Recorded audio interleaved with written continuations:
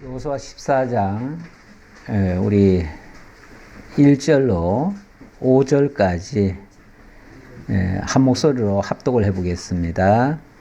이것은 이스라엘 자손이 가나안 땅에서 받은 기업 곧 제사장 엘르아살과 눈의 아들 여호수아와 이스라엘 자손 지파의 족장들의 분배한 것이니라.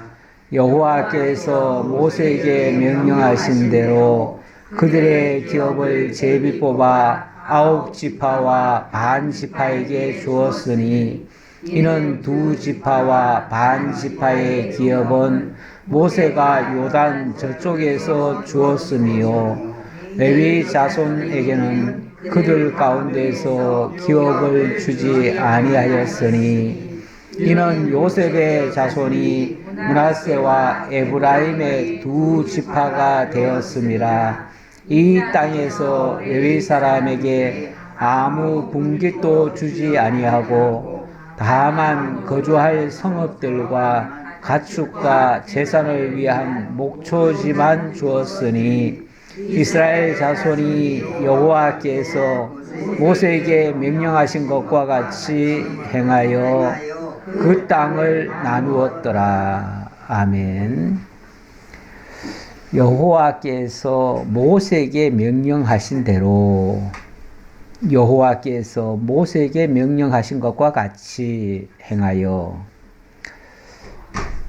지금 여호수아가 하는 모든 일들은 자기 마음대로 하는 일이 아닙니다. 일찍이 여호와께서 모세에게 명령하신 대로 하고 그리고 여호와께서 모세에게 명령하신 것과 같이 행하여 그 땅을 나누어 주었다. 근데 그 땅을 나눠주는데 나눠주는 방식이 뭐냐면 제비를 뽑아서 또 나눠줍니다. 제비를 뽑는다는 말이 언뜻 들으면 완전히 복불복 아닙니까? 그렇죠? 그러면은 제비를 뽑았으니까 복불복이지 어떻게 그것이 하나님이 말씀하신 대로 하나님이 모세에게 명령하신 대로 그렇게 될까요? 제비를 뽑았는데 하나님이 모세에게 명령하신 대로 된 거예요. 그렇죠? 그러면 제비는 뭐예요? 제비를 뽑으나 사람이 제비를 뽑으나 그 작정하기는 하나님께 달렸다. 이런 식으로 말씀하시죠. 잠언에서.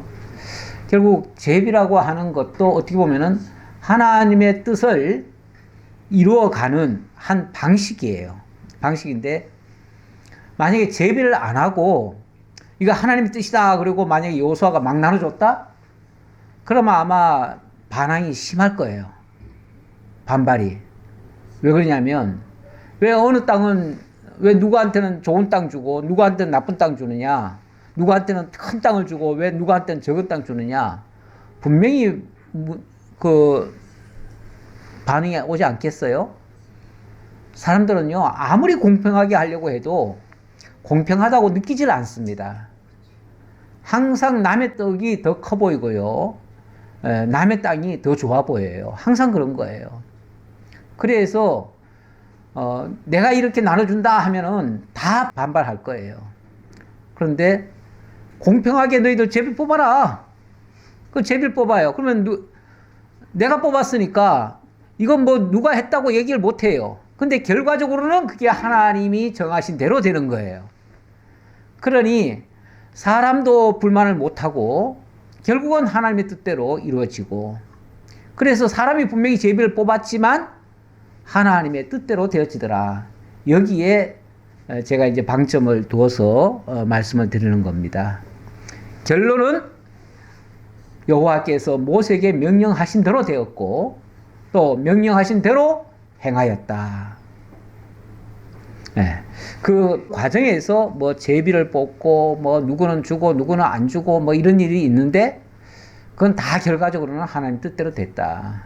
그 얘기입니다. 이걸 이제 좀 더 확대 해석해서 오늘날 우리에게까지 적용해 본다면 과정적으로는 뭐 누가 어떻게 하고 누가 어떻게 됐고 뭐 이런 얘기들이 다 할 수 있지만 결과적으로는 하나님께서 하신 것이다. 그러니 되어진 일 가지고 우리가 뭐 누구 탓을 한다든지 원망을 돌린다든지 누구를 뭐 나쁘게 평한다든지 이렇게 하는 것은 결코 성경적이 아니다. 그건 믿음으로 하는 말이 아니다. 내 생각대로 하는 말이고, 하나님은 무엇을 안 좋게 보시냐면 자기 마음대로 하려는 걸 제일 나쁘게 보셔요. 그러니까 우리는 하나님의 뜻이니이다, 하나님이 옳으시니이다, 하나님이 맞습니다, 이렇게 하면은 좋겠는데 우리 생각 속에 그런 게 없으면은 그 생각 자체가 악한 거예요. 그걸 우리가 인식을 하셔야 돼요. 그래야 이제 하나님의 뜻을 찾기를 더 힘을 쓰죠. 안 그러면 당장 되어진 거 보고 뭐 사람을 탓하든지 원망하든지 뭐 싸우려고 덤벼들든지 그러죠. 모두가 다 나쁘게 보이죠. 그런데 하나님 뜻대로 되어졌다 하면은 뭐 시비 걸 게 없어요. 그냥 하나님이 그렇게 하셨다. 지나간 거 가지고 더 이상 얘기할 것도 없다. 이렇게 우리가 말할 수도 있죠. 예. 그래서 제비를 뽑게 했고 그 결과는 하나님이 정하신 대로 했는데 이게 여호와께서 모세에게 명령하신 대로라고 얘기하지만 더 거슬러 올라가 보면 일찍이 500년 전에 하나님이 아브라함에게 약속하신 대로예요. 그리고 또 야곱에게 야곱을 통해서 예언하게 하신 대로예요. 이게 정말 우리가 그래서 내용을 들어가 보면 들어가 볼수록 놀라는 거죠. 야, 하나님이 이렇게 처음에 말씀하시더니 몇백 년이 지났는데도 그게 바뀌지 아니하고 결국은 하나님의 뜻대로 되어주는구나. 그래서 지금 현재 안 되더라도 틀림없이 하나님 뜻대로 될 것이다 라는 그 믿음 가지고 우리는 그냥 사는 거예요. 예, 그래서 하나님은 결국은 약속하신 대로 이루시는 여호와이시다 라는 말씀 드리고요. 자, 6절부터 보겠습니다. 6절로 12절에 갈렙이 모세의 약속을 들어서 산지를 달라고 요구하는 장면입니다. 6절 보겠습니다. 그때에 유다 자손이 길갈에 있는 여호수아에게 나오고 그니스 사람 여분네 아들 갈렙이 여호수아에게 말하되 여호와께서 가데스 바네아에서 나와 당신에게 대하여 하나님의 사람 모세에게 이르신 일을 당신이 아시는 바라. 광야에서 모든 사람들이 다 쓰러졌습니다. 쓰러졌는데 마지막 이 요단을 건너서 가나안 땅에 도착한 사람 중에 1세대 사람은 딱 두 사람밖에 없습니다. 한 사람은 여호수아고 한 사람은 갈렙입니다. 근데 갈렙이 여호수아에게 나와서 우리가 가데스 바네아에 있을 때 그때 하나님께서 우리에게 말씀하신 게 있습니다. 그때 하나님께서 갈렙에게 이 땅을 주겠다고 말씀하신 적이 있습니다. 그러면서 그 땅을 지목을 합니다. 그 땅이 어디냐면은 헤브론 땅이에요. 예. 그러면서 이 땅을 하나님께서 우리에게 약속하신 거 아시죠? 라고 지금 확인하는 거예요. 그러면 여호수아도 이제 기억이 나죠. 그때 유일하게 이 약속의 땅은 하나님이 우리에게 주신 땅이다 라고 믿고 들어가자고 했던 사람들이 여호수아와 갈렙이거든요. 그리고 하나님께서 그 두 사람만 믿고 나머지는 다 믿지 않았기 때문에 나머지들은 하나도 못 들어갈 것이다. 그러나 이 두 사람만은 들어갈 것이다 했는데 그 두 사람이 지금 여기 와 있어요.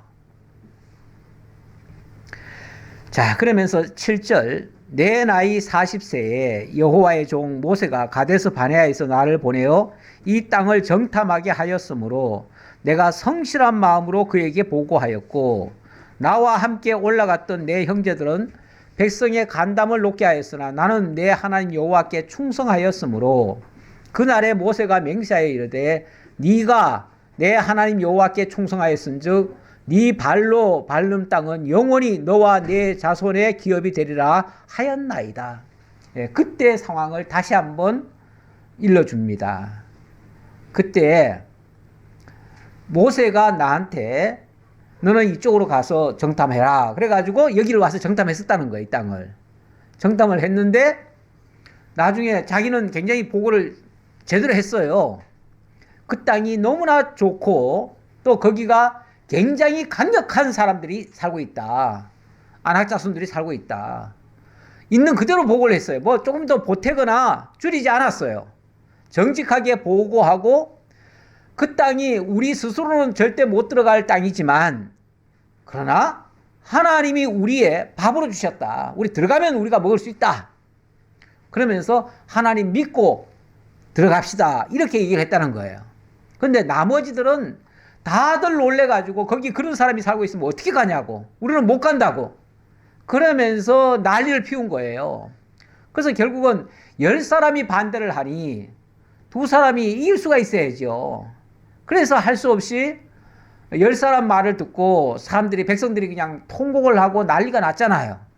그러니까 할 수 없이 그래, 그러면은 다시 광야로 돌아가라. 그래가지고 광야로 돌아간 거 아닙니까? 그런데 그때 갈렙만큼은 확실히 그 땅을 하나님이 주셨다. 우리에게 주셨다라고 믿었다는 거예요. 그러니까 그때 모세가 너는 그렇게 확실히 믿으니까 너는 그 땅을 들어갈 것이다. 라고 했다는 거예요. 그러니까 지금 현재 그 땅에 왔잖아요, 지금. 왔으니까 그 땅은 쉽게 말하면 네가 믿고 들어갔으니까 네 땅이다. 라고 얘기했다는 거예요. 자, 그러면서 이제 보소서 여호와께서 이 말씀을 모세에게 이르신 때로부터 이스라엘이 광야에서 방황한 이 45년 동안을 여호와께서 말씀하신 대로 나를 생존하게 하셨나이다. 오늘 내가 85세로 돼. 그러니까 이제 40년 만에 가나안 땅에 첫 발을 디디기는 했는데 그리고 나서도 한 5년간 아마 그 땅을 정복하는데 5년이 걸렸던가 봐요. 그렇죠? 대략 우리가 계산해 볼 때 한 5년이 걸린 것 같아요. 그래서 지금 현재 자기 나이가 85세인데 85세로 돼. 내 나이 85세로 돼. 모세가 나를 보내던 날과 같이 오늘도 내가 여전히 건강하니 내 힘이 그때나 지금이나 같아서 싸움에나 출입에 감당할 수 있으니 그날에 여호와께서 말씀하신 이 산지를 지금 내게 주소서. 그때 약속했던 그 땅, 물론 내가 지금 늙고 병들어가지고 도저히 그 땅을 차지할 수 없다면은 내가 포기를 해야 되겠지만 그때나 지금이나 여전히 나는 건강합니다. 그 말이에요. 이거 뭐 그냥 괜히 한 자신감이 아니라 하나님이 힘 주신 거예요. 힘 주신 거예요. 하나님이 힘 주셨으면 뭐 85세 아니라 뭐 120세라도 할 수 있는 거죠. 그렇죠? 하나님이 힘 주셨으면 할 수 있는 거예요. 물론 하나님이 힘 안 주시면 젊어도 못 해요. 그러니까 젊고 늙고는 그 중요한 게 아니에요. 아니 젊었을 때 40세 때 그때 동료들도 아마 다 그때 같이 가지 않았겠어요? 근데 같이 갔던 40대들이 그때는 전부 다 못한다고 했잖아요. 그 40대도 못한다고 하면 못하는 거예요. 그러나 85세라도 한다면 하는 거예요. 그렇죠? 그러니까 나이는 아무 상관이 없어요. 사실 우리 하나님 앞에는 나이가 상관이 없어요. 뭐 사실 젊었을 때는요 오히려 자기 혈기대로 하려다가 실패하는 경우가 많고요. 그래서 젊을 때는 못하던 사람이 늙어서 하는 경우도 있어요. 사실 그 대표적인 케이스가 누굽니까? 모세예요. 모세 40세 때 자기 혈기대로 했어요. 자기 동족인 줄 알고 히브리인들을 위해서 애굽인을 쳐서 죽이기까지 했잖아요. 그러면서 자기 민족을 돌보겠다고 자기가 그냥 의분에 일 처리하다가 그만 살인죄만 저지르고 도망치는 신세가 돼버렸잖아요. 그러니까 자기 생각대로 한 거는 실패한 거예요. 그리고 나서 40년간을 아무것도 못하고 정말 그냥 목부가 돼가지고 양치는 사람이 됐잖아요. 양치기가 됐잖아요. 남의 집에 처가살이 하면서 정말 보잘것없이 살았지요. 그러다가 하나님이 80세에 불렀잖아요. 80세에 불렀을 때에 모세가 아유 나는 이제 나이도 많고요. 나는 이제 아무것도 못해요. 말도 못해요. 아무것도 못해요. 그리고 계속 못한다 그랬잖아요. 근데 하나님 어떻게 합니까? 내가 너를 들어다가 쓰겠다. 그러니까 너는 너 필요한 거 내가 다 채워주겠다. 그러면서 너 말 못한다고 하니까 내 형 아론을 내가 붙여주겠다. 그래가지고 대변인도 붙여주고 뭐 모든 사람 다 보태줘가지고 결국은 다 하게 하시잖아요. 결국 일을 하시는 분은 하나님이셔요. 우리는 내가 나이가 많다, 적다, 적다고도 할 수 없는 거고요. 많다고 못하는 것도 아니고요. 하나님이 하게 하시면 하는 거고 못하게 하시면 못하는 거예요. 그러니까 하나님이 하게 하실 때에 여기서 필요한 거는 우리의 순종이 필요한 것뿐이에요. 순종하면 할 수 있고 순종 못하면 못하는 거예요. 결국 내 힘으로 하는 거 아니에요. 오늘 오전에도 사람으로서는 할 수 없거니와 하나님으로서는 다 하실 수 있느니라. 이 말씀이 모든 면에 다 적용이 돼요, 사실. 꼭 영생의 문제만이 아니라 모든 면에 사람이 할 수 없는 일이라도 하나님은 하게 하셔요. 자, 그러니까 이것도 정말 믿음으로 하는 소리예요. 뭐 사실 85세면은 물론 뭐 오늘날의 시대와 조금 다른 시절이라고 볼 수도 있긴 있는데 그래도 어쨌든 붙일 수 있을 거예요. 분명히 힘에 겨울 수 있을 거예요. 하지만 이렇게 이제 전제가 있죠. 뭐라고 그럽니까? 당신도 그날에 들으셨거니와 그곳에는 아낙 사람이 있고 그 성읍들은 크고 견고할지라도 여호와께서 나와 함께 하시면 내가 여호와께서 말씀하신 대로 그들을 쫓아내리이다 하니 전제는 여호와께서 나와 함께 하시면 할 수 있습니다. 그 말이죠. 사도 바울도 그런 얘기를 해요. 솔직히 자기는 아무것도 못한대요. 나는 할 수 없는데 그러나 하나님이 나와 함께 하시면 하나님이 힘주시면 모든 것을 할 수 있다. 이런 표현을 한 적이 있어요. 그러니까 자기로서는 할 수 없는데 하나님이 하게 하시면 다 할 수 있느니라. 이런 식으로 표현을 한 부분이 있어요. 예, 그렇습니다. 우리가 뭐 기술이 좋고 능력이 많아서 뭘 하겠다는 게 아니고 하나님이 힘주시면 할 수 있다. 다만 하나님이 힘주시면 나는 순종하겠습니다. 이런 자세가 우리에게 필요하다. 이렇게 보여집니다. 여호수아가 여분네 아들 갈렙을 위하여 축복하고 자, 이 말을 듣고 나서 여호수아가 허락을 합니다. 허락을 하는데 여호수아가 여분네 아들 갈렙을 위하여 축복을 했다. 축복이라고 하는 거는 이제 복을 빌어줬다라는 말인데 뭐 자기가 그냥 막 빌어준 게 아니라 하나님이 약속한 것이 그대로 이루어지기를 구한 거죠. 그게 축복이에요. 우리 기독교인들의 축복은 막연히 뭔가를 막 빌어주는 게 아니고 하나님의 약속대로 이루어지기를 간구해 주는 거예요.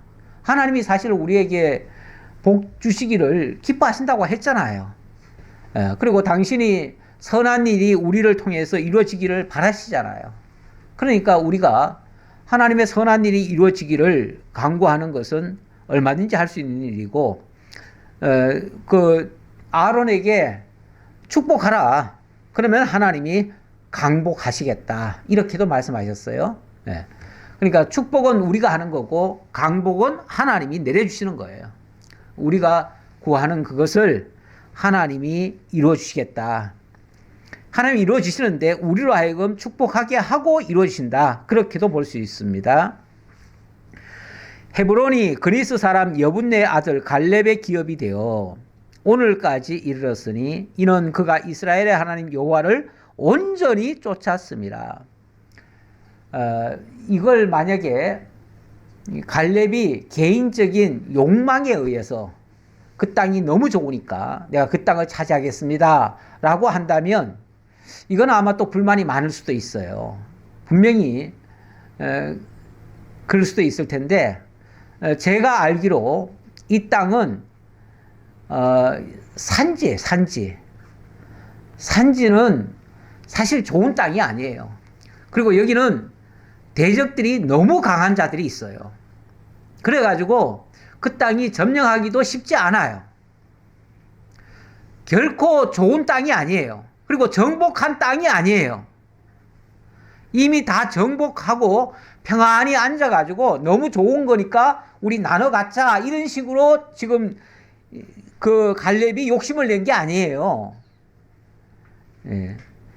어찌 보면 그 땅에 아직까지 강한 상대가 지금 버팅기고 있고 웬만한 사람은 거기 아예 생각도 못 해요. 엄두를 못 내요. 그런데 갈렙이 하나님께서 이 땅을 나에게 주시기로 약속을 하셨습니다. 그러니 그 약속대로 이 땅을 나에게 기업으로 주십시오. 그러면 내가 이 땅을 차지하겠습니다. 그 얘기예요.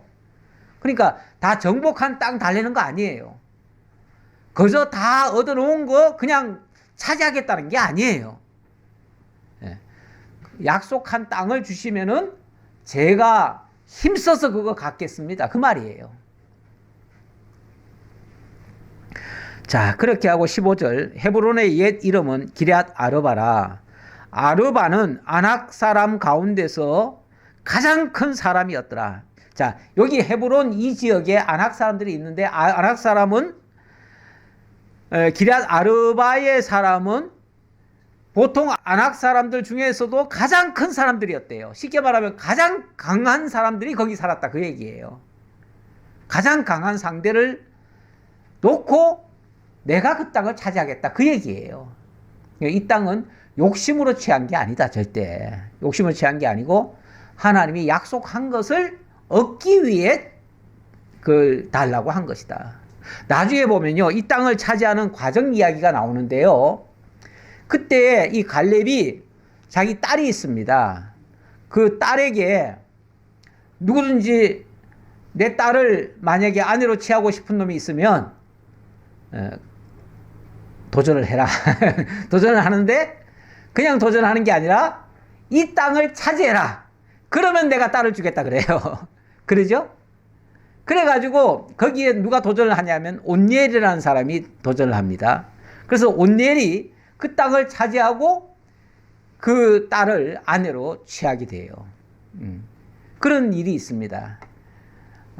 그리고 또 그 딸도 그 시집 가면서 그러죠. 나에게 이 셈과 이걸 뭐 주십시오. 윗셈과 아랫셈을 나에게 주십시오. 그래요. 그것도 어떻게 보면 욕심 같은데 욕심이 아니고 그것도 역시 하나님이 주신 그 기업을 정한 대로 받겠다는 거예요. 그러니까 결코 욕심이 아니다. 그 얘기를 아울러서 드리고 이어가겠습니다. 자, 15장으로 넘어갑니다. 15장은 자, 유다 자손들이 땅을 차지하는 장면인데요. 그러니까 아까도 사실은 그 갈렙도 유다 자손이기는 한데 유다 자손 중에서 아주 유력한 한 집안인 거죠. 한 족속인 거죠. 그렇죠? 예. 근데 이제 유다 지파가 아무래도 제일 먼저 기업을 받게 됩니다. 받게 되는데 그 중에서도 갈렙이 먼저 자기에게 주어진 그 기업을 먼저 요구했다. 이렇게 볼 수 있고요. 그 다음에는 본격적으로 유다 자손에게 기업을 나눠줍니다. 15장 1절입니다. 15장 1절로 유다 자손 지파가 얻은 땅의 사명 경계를 소개하는 장면입니다. 또 유다 자손의 지파가 그들의 가족대로 제비 뽑은 땅의 남쪽으로는 에돔 경계에 이르고 또 남쪽 끝은 신광야까지라. 에돔과 신광야까지 이어지는 곳, 그 지역을 나중에 이제 지도는 나중에 한번 보세요. 보시면은 그 아래 지역까지 다 차지했다 그 말이에요. 근데 사실 아래 지역은 신광야 쪽은 뭐 그야말로 광야예요. 광야이기 때문에 거기는 그렇게 썩 좋은 땅은 아니에요. 하지만 하나님이 그 땅을 유다 자손에게 먼저 주기로 했습니다. 지금 유다 자손과 요셉 지파 그 두 지파에게 먼저 이 기업을 나눠주는 장면입니다. 또 그들의 남쪽 경계는 염해의 끝, 곧 남향한 해만에서부터 아그라빔 비탈 남쪽으로 지나 산에 이르고 가데스 바네아 남쪽으로 올라가서 헤스론을 지나며 아달로 올라가서 돌이켜 갈가에 이르고, 예, 뭐 정확히 그 지명을 제가 일일이 뭐 열 가지 않더라도 남쪽 지역에 이런 지명이 있다, 이 정도로만 보시고요. 거기서 아스몬에 이르러 애굽 시내로 나아가 바다에 이르러 경계의 끝이 되나니 이것이 너희 남쪽 경계가 되리라. 남쪽 경계. 자, 얘기했고요. 자, 지금부터는 동쪽 경계를 얘기합니다. 5절. 그 동쪽 경계는 염해이니 요단 끝까지요. 또 북쪽 경계는 요단 끝에 있는 해만에서부터 벳 호글라에 올라가서 벳 아라바 북쪽을 지나 루벤 자손 보한의 돌에 이르고, 또 아골 골짜기에서부터 드비를 지나 북쪽으로 올라가서 그 강 남쪽에 있는 아돔민 비탈 맞은편 길가를 향하고 나아가 엔세메스 물들을 지나 에로겔에 이르며, 또 흰놈의 아들의 골짜기로 올라가서 여부수 곧 예루살렘 남쪽 어깨에 이르며, 또 흰놈의 골짜기 앞 서쪽에 있는 산꼭대기로 올라가나니 이곳은 르바임 골짜기 북쪽 끝이며. 예, 여러 지명이 나오는데 더 궁금하시면 나중에 지도 보시고요. 뭐 크게 그렇게 뭐 중요한 얘기는 아니에요. 근데 이제 결과적으로는 이 지역들이 하나님께서 약속했던 땅들이다, 이렇게만 보시면 되겠습니다. 또 이 산 꼭대기에서 넵도아 샘물까지 이르러 에브론산 성읍들로 나아가고, 또 바알라 곧 기럇 여아림으로 접어들며, 또 바알라에서부터 서쪽으로 돌이켜 세일산에 이르러 여아림산 곧 그살론 곁 북쪽에 이르고, 또 베세메스로 내려가서 딥나를 지나고, 또 에글론 비탈 북쪽으로 나아가 시크론으로 접어들어 바알라 산을 지나고 얌느알에 이르나니 그 끝은 바다며. 이렇게 해서 북쪽 경계를 소개를 했습니다. 자, 그 다음 서쪽 경계는 대해와 그 해안이니 유다 자손이 그들의 가족대로 받은 사방 경계가 이러하니라. 사실 남쪽 지역의 대다수는 유다 지파가 차지합니다. 유다 지파의 땅이 상당히 커요. 그래서 그 경계를 상당히 넓게 이야기를 했습니다. 근데 사실 뭐 이 땅을 다 정복한 건 아니에요. 다 정복한 건 아닌데 어쨌든 이렇게 그 땅을 기업으로 받았다라고 얘기를 합니다. 여호와께서 여호수아에게 명령하신 대로 여호수아가 기럇 아르바 곧 헤브론을 유다 자손 중에서 분깃으로 여분네 아들 갈렙에게 주었으니 아르바는 아낙의 아버지였더라. 다시 갈렙 이야기가 나오네요. 갈렙이 아까는 그 기업을 받았다는 얘기였는데 이번에는 그 기업을 갈렙이 그러면 받아가지고 어떻게 했는가, 그 얘기하는 거예요. 그 얘기하는데 갈렙이 거기서 아낙의 소생 그 세 아들 고 세세와 아히만과 달메를 쫓아내었고, 일단 갈렙이 그들의 선봉장들을 쳐서 무찔렀습니다. 그 중에 대표적인 세 족속이 있었는데 아낙의 소생 중에서, 그러니까 아낙이라고 하는 제일 우대의 그 조상이 있었고 그 조상에 세 이제 분파가 있는 거예요. 세 분파가 있는데 그 대장격인 사람들을 내쫓았대요. 그들의 본거지를 쳐서 이긴 거죠. 거기서 올라가서 드빌 주민을 쳤는데 드빌의 본 이름은 기럇세벨이라. 갈렙이 말하기를 기럇세벨을 쳐서 그것을 점령하는 자에게는 내가 내 딸 악사를 아내로 주리라 하였더니, 자, 이 이야기가 아까 얘기한 이야기인데요. 자, 그 기럇세벨, 거기가 아무래도 제일 센 사람들이 있는 곳이에요. 그런데 거기를 어떻게 차지했는가 내용을 보니까 내 딸 악사를 아내로 주겠다라고 그 제안을 했다는 거죠. 그랬을 때 갈렙의 아우 그나스의 아들인 온니엘이 그것을 점령함으로 갈렙이 자기 딸 악사를 그에게 아내로 주었더라. 악사가 출가할 때에 그에게 청하여 자기 아버지에게 밭을 구하자 하고 나귀에서 내림에 갈렙이 그에게 묻되 네가 무엇을 원하느냐 하니, 그런데 이제 그렇게 차지해서 온니엘을 사위로 맞이했는데 이 딸이 시집을 가다 말고 중간에서 나귀에서 내렸대요.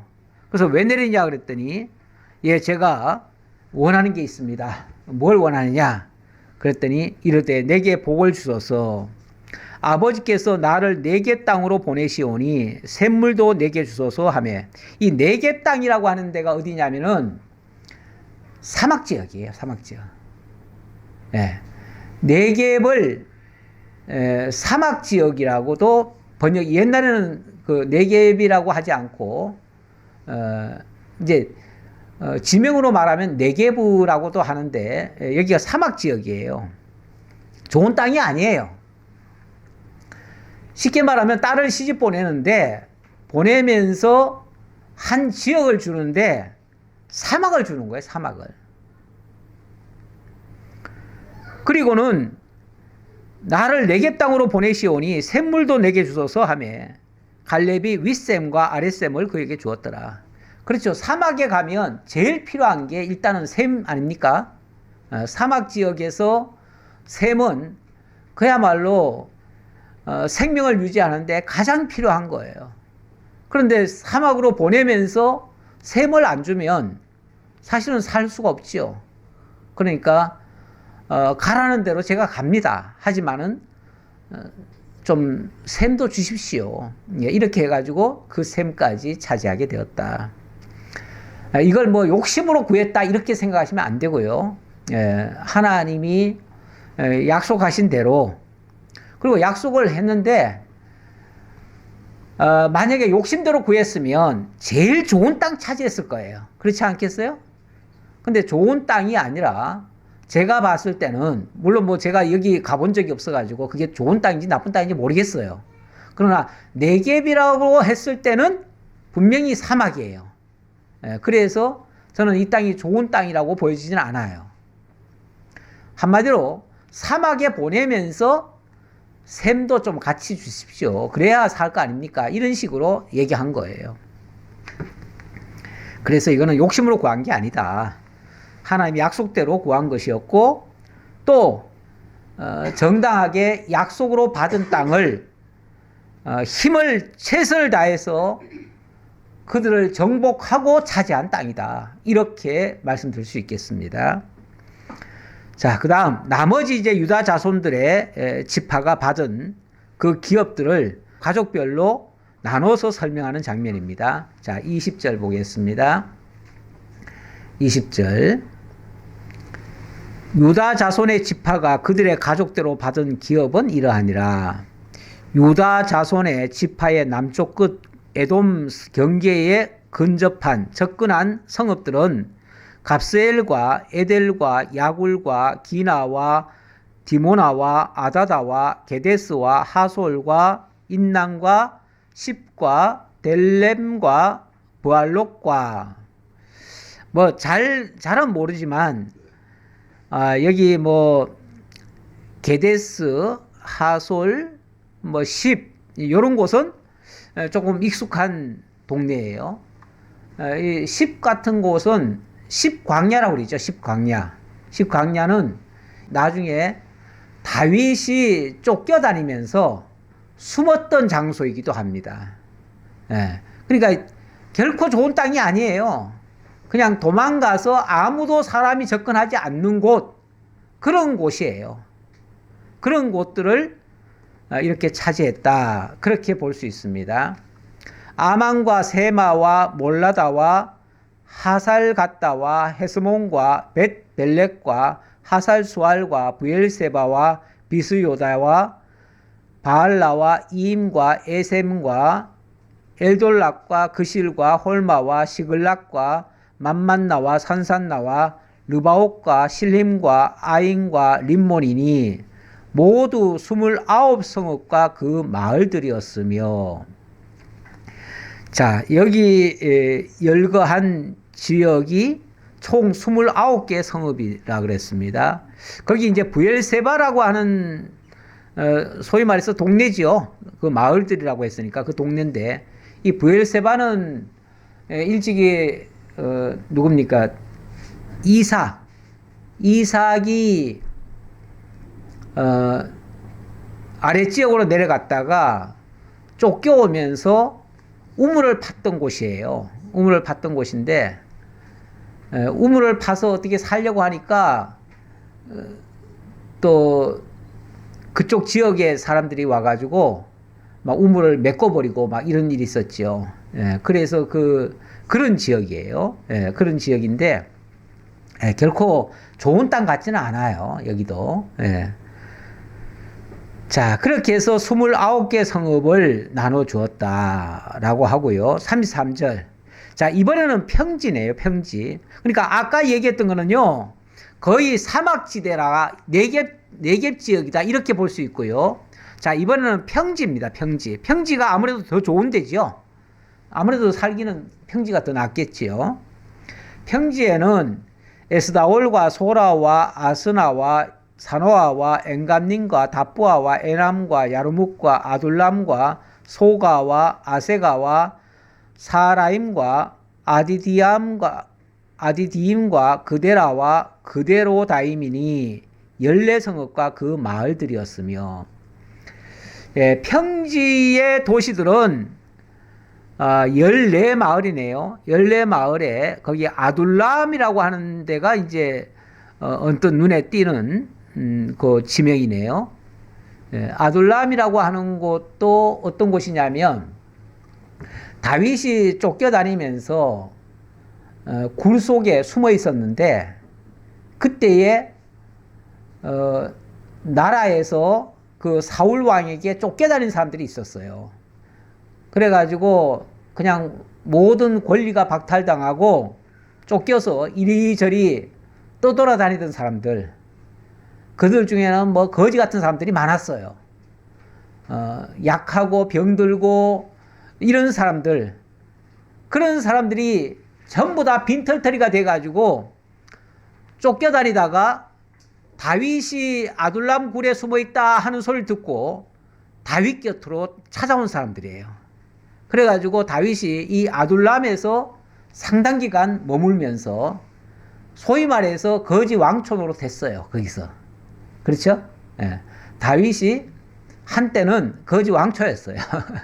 그래가지고 거기서 그렇게 살다가 나중에 그 사람들이 다윗 왕국을 세우는데 그들이 또 1등 공신들이 되어집니다.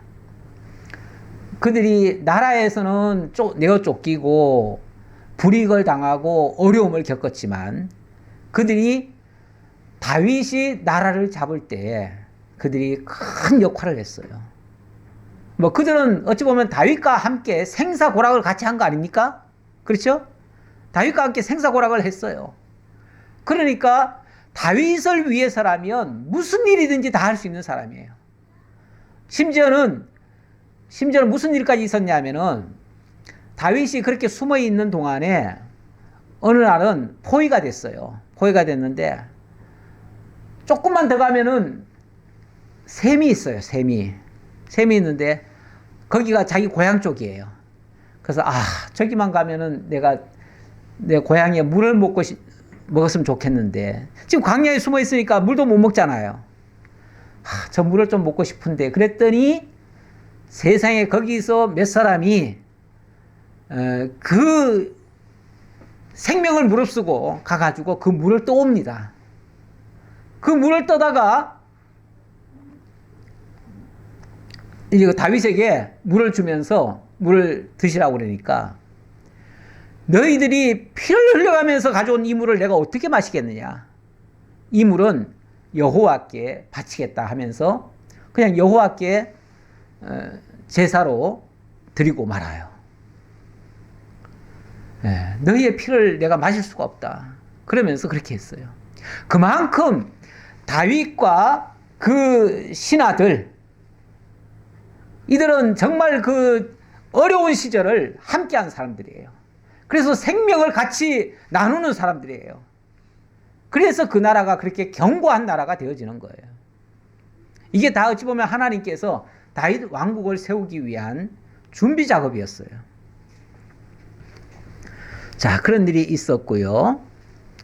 그 다음 스난과 하다사와 믹달갓과 딜르안과 미스베와 욕디엘과 라기스와 보스갓과 에글론과 갑봉과 라만과 기들리스와 그데롯과 벳다곤과 나아마와 막게다이니 16성읍과 그 마을들이었으며,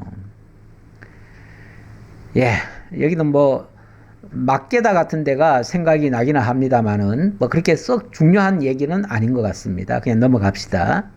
림나와 에델과 아산과 입다와 아스나와 느십과 그일라와 악십과 마레산이 9성읍과 그 마을들이었으며, 여기는 뭐 그일라 지역, 에델 뭐 이런 데가 좀 익숙하기는 한데 뭐 그렇게 중요한 얘기는 아닌 것 같고요. 에글론과 그 촌락들과 그 마을들과 에글론에서부터 바다까지 아스도 곁에 있는 모든 성읍과 그 마을들이었으며, 아스돗과 그 촌락들과 그 마을들과 가사와 그 촌락들과 그 마을들이니 애굽 시내와 대해의 경계까지 이르렀으며,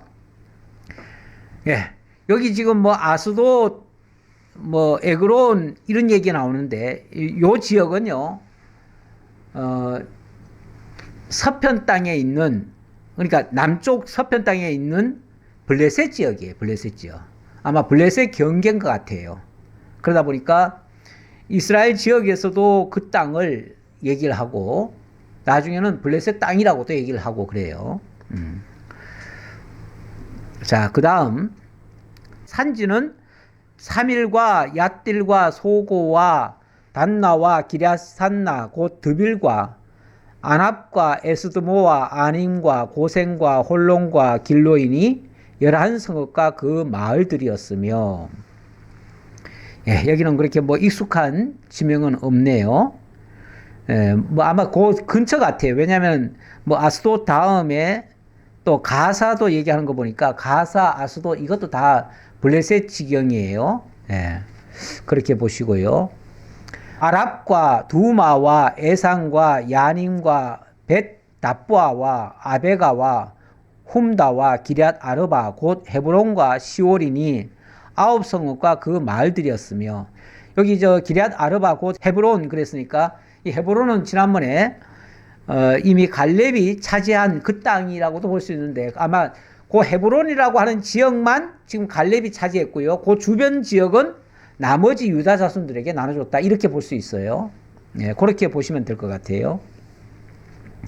마온과 갈멜과 십과 유다와 이스라엘과 욕담과 산화와 가인과 기부아와 딥난이 10성읍과 그 마을들이었으며, 뭐 이 지역도 몇 개 뭐 마온, 갈멜, 십 뭐 이런 지역 얘기하는데, 다윗이 쫓겨다니면서 이 마온 같은 곳은 거기 왜 저 누굽니까?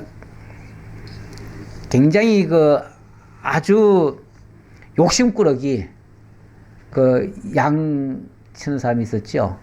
다윗의 아내 되었던 사람이 아비가일, 아비가일의 남편이 이 마온 사람이에요.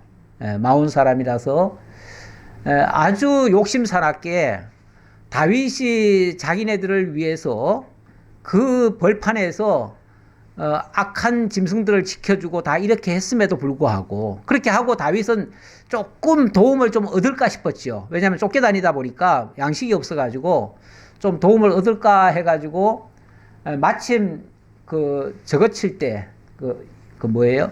털 깎을 때 가면은 웬만하면 털 깎을 때는요, 떡을 해가지고 같이 나눠 먹기도 해요. 그래서 다윗도 털 깎을 때니까 쉽게 우리로 말하면은 추수 때예요, 추수 때. 예, 그 추수 감사절 식으로 해서 떡도 해서 먹고 같이 잔치도 하고 그러니까 이럴 때 가면은 좀 얻어 먹겠다 싶어가지고 갔다가 그냥 굉장히 모진 소리를 듣죠. 예. 어디서 빌어먹던 놈이 와가지고 자기 주인 사울을 배반하고 와가지고 우리한테 뭘 빌어 먹으려고 하냐고. 그러면서 그냥 단칼에 잘라버리잖아요. 다윗이 너무너무 화가 나가지고 그냥 그날 밤에 다 죽이려고 그랬잖아요.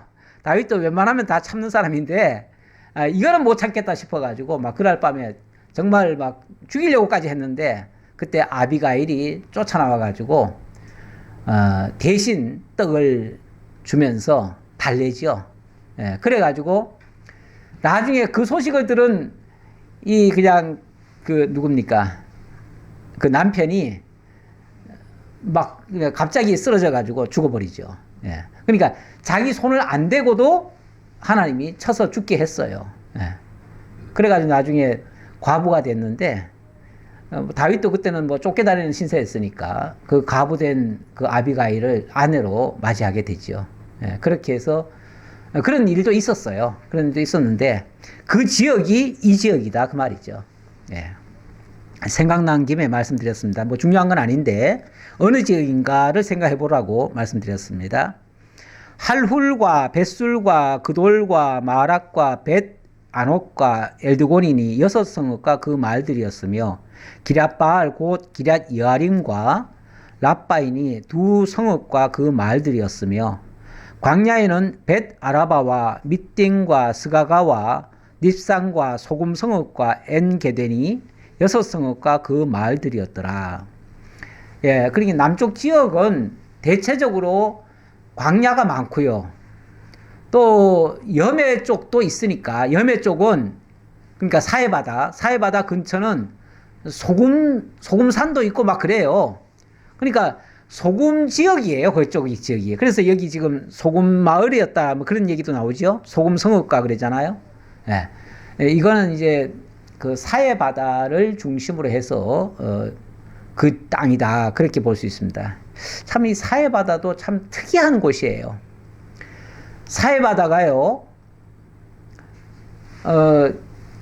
이 평지에서 지하로 한 300m가 내려갑니다. 보통은 바다 그러면은 수평선이잖아요. 바다는 전 세계가 다 수평선이에요. 똑같아요. 똑같은데 그래서 항상 기준을 거기를 잡잖아요. 거기서부터 해발 몇 메다다 이렇게 얘기를 하는데 그래서 해발 보통 우리 여기 소래산만 해도 한 200 몇 메다예요. 보통 한 300m 올라가는데 이 사해바다는요 해발이 아니라 해저라고 해야겠죠. 네. 바다에서부터 수평선에서 300m가 내려가요. 이런 땅이 있어요, 세상에. 이런 땅인데, 이런 땅이면은 원래 바닷물이 항상 차야 될 거 아니에요. 근데 차지도 않고, 거기는 물이 내려오는 순간 다 말라버려요. 싹싹 다 말라버려요. 그러니까 위에서는 끊임없이 물이 내려오는데, 여기서는 전부 다 증발을 해가지고, 물이 차질 않아요, 거기를. 그러니까 항상 소금물이에요. 소금도 얼마나 진한 소금인지 거기서 생명체가 살 수가 없어요. 어떤 생명체도 못 살아요. 그리고 거기 주변은 전부 다 소금산이고 쉽게 말하면은 거기는 너무너무 건조한 거죠. 그런데 우리 성경이 1940 몇 년도인가 그때 성경이 여러 권이 발견이 됐어요. 어디서 발견됐냐면 이 사해바다 주변에서 그 모래 안에서 발견이 됐어요. 산도 이렇게 이제 일종의 그것도 산이에요. 모래산이고 뭐 소금산이고 하니까 산이 돼 있는데 중간중간이 굴처럼 돼 있어요. 그래서 거기서 애들이 거기서 뛰놀다가 돌멩이를 던졌는데 뭔가 쨍그랑 소리가 나요. 그래가지고 그 안을 들어가 보니까 항아리 속에 세상에 책이 있는 거예요. 이 두루마리 책이 있는 거예요. 그거를 신고해가지고 그걸 찾아보니까 우리 성경책인 거예요. 이사야서도 거기 들어있고 여러 권이 거기 들어있었던 거예요. 그러니까 그 광야가 얼마나 건조한지 거기는 양피지나 이런 것들이 들어가 있으면은 몇백 년이 지나도 이게 변하지 않는 거예요. 그런 곳에 하나님의 말씀이 거기에 보존이 돼 있었어요. 이것도 하나님의 놀라운 기적이죠. 기적의 역사죠. 하나님이 이런 데다가 숨겨놓게 만들어 놓고 그 숨겨놓은 것이 정말 수천 년 후에 이게 발견이 된 거예요. 이사야 성경이라고 하면은 몇천 년이 지난 거 아니에요? 그렇죠? 몇천 년이 지났는데 그런 것이 발견이 되기도 했어요. 이걸 사해사본이라고 그래요. 오늘 우리 성경이 사해사본을 많이 기초로 해서 기초로 했다기보다도 그 이전에 성경이 있는데 그 성경이 가끔은 이게 성경을 의심하는 사람들이 있어요. 의심하는 사람들이 있는데 그 사해사본이 발견되면서 그거하고 비교해 보니까 맞아요. 그래서 우리 성경이 하자가 없다. 이게 어떤 일부에서는 이 성경이 많이 중간에서 사람들이 막 바꾸지 않았느냐. 그런데 안 바뀌었다. 그대로다. 라는 것이 증명이 되기도 했어요. 자, 63절입니다. 63절 다 같이 한번 합독을 해볼까요? 예루살렘 주민 여부수 족속을 유다 자손이 쫓아내지 못하였으므로 여부수 족속이 오늘까지 유다 자손과 함께 예루살렘에 거주하니라. 자, 지금까지 마치 다 정복한 것처럼 얘기를 했잖아요. 그렇죠? 사실은 다 정복한 건 아닌데 다 정복한 것처럼 그래서 거저 준 거 그냥 거저 얻어 사는 것처럼 이렇게 쉽게 생각했는데 실제로는 다 정복한 것도 아니고 특히 그 중에서도 아주 대표적인 성읍이 하나 있었는데 그 성읍이 어디냐면 예루살렘 성읍. 예루살렘 주민 여부수 족속. 여부수 족속이 살고 있는 예루살렘 성읍. 그 성은 아직까지 점령을 못했다는 거예요. 그래가지고 이 성경이 기록될 그 당시까지 여부수 족속이 그대로 남아가지고 이스라엘 자손, 유다 자손들과 함께 예루살렘에 같이 거주하고 있었다. 못 쫓아내면 같이 사는 거죠. 어떻게 합니까? 같이 사는 거죠. 근데 나중에 보면요. 사사기 3장인가에 보면 우리 하나님이 남겨두셨대요. 남겨두셨다. 다 쫓아내지 아니한 이유는 하면서 다 쫓아내지 아니했다라고 하나님이 말씀하셔요. 왜요? 좀 남아야 옆구리의 가시처럼 늘 뭐하게 하니까 깨어있게 만들고 하나님 의지하게 만들고 경성하니까요. 자, 오늘 그 남녀 전도회 때 아니란 여자들아 이런 말씀 있었잖아요. 너무 모든 것이 다 형통하고요. 모든 일이 잘 돼버리면요. 사람들이 그냥 좋다, 평안하다, 안전하다 그리고 안일에 다 빠져요. 그렇게 되면요. 그 기회를 적들이 가만두질 않습니다. 그래서 사실은 약간의 긴장은 필요합니다. 우리가 주 안에서 늘 인사는 샬롬 샬롬 그러잖아요. 그러니까 항상 평안을 강구하지만 물론 평안해야지요. 평안해야 되는데 항상 평안하면 긴장감이 없으면요. 우리는 또 이게 잘못될 수가 있습니다. 그래서 아니라 여자들아 하면서 이사야 32장 했나요? 제가? 그러면서 거기서 뭐라고 그러냐면 그렇게 안일하게 있다가는 내연에 박살난다 그 얘기예요. 그러니까 깨어있으라 그런 얘기예요. 한마디로 깨어있으라. 우리 하나님이 깨어있게 하기 위해서는 옆에다가 가십거리를 하나 둬야 돼요. 옆구리 쿡쿡 찔러주는 자가 있어야 돼요. 내가 딴 생각하면 정신 바짝 차리게 하는 자가 있어야 돼요. 그래서 우리 곁에 가끔 왜 그런 생각할 때 있잖아요. 저런 사람은 없었으면 좋겠다. 왜 저런 일은 우리에게 없었으면 좋겠다 싶지만은 그 일이나 그런 사람이나 그런 사건들이 있어야 우리가 정신을 차리고요. 하나님을 더 의지하고 이렇게 살아갈 수 있습니다. 하나님이 우리를 바로 세우려는 게 목적이지 그냥 평안하게만 살려는 게 목적이 아니다. 평안하게만 살 거면은 그냥 천국 바로 보내주는 게 제일 낫다.